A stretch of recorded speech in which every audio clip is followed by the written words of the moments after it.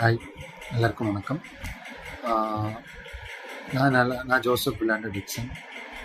நல்ல மாஸ்ட்ரோ உடைய லிங்க் வந்து எனக்கு இன்ஸ்டாகிராமில் கிடச்சிச்சு. நிறைய ஆஸ்ட்ரோ ஆப்ஸ் யூஸ் பண்ணியிருக்கேன் நான். ஸோ அது மாதிரி இது ஒரு ஒன் ஆஃப் த ஆப்னு சொல்லிட்டு தான் உள்ளே போனேன். 149 சவுண்டட் ஃபைன் ஃபார் மீ. அதனால் நான் 149 அனுப்பிச்சு என்னோடய ஜாதகத்துக்கு கேட்டேன். ஸோ அவங்க அனுப்பிச்சாங்க, ரொம்ப டீட்டெயில்டாகவே அனுப்பிச்சாங்க. ரொம்ப நல்லாவும் இருந்தது. ரொம்ப ஃபுல்லாக கோத்ரூ பண்ணல, பட் படித்தேன். என்கிட்ட ஆல்ரெடி ஜாதகம் இருக்குது. சரி, இவங்க எப்படி அனுப்புகிறாங்கன்னு பார்த்தேன். பிடிஎஃபாக அனுப்பியிருந்தாங்க. சரி, புக்காக கிடச்சா நல்லாயிருக்குங்கிற மாதிரி ஒரு ஃபீலிங் இருந்தது. அப்புறம் நியூமராலஜி உடைய அந்த ஆஸ்பெக்ட்ஸ் மொத்தத்தையும் அதுவுமே பிடிஎஃப் ஃபைலாக அனுப்பிச்சிருக்காங்க. நல்லா டீட்டெயில்டாக கொடுத்துருக்காங்க. ரொம்ப ஒர்த்தாக இருந்தது. ஸோ இது நான் தாராளமாக சஜஸ்ட் பண்ணுவேன் எல்லாருக்கும். பெருசாக சீட்டிங் மாதிரிலாம் இல்லை.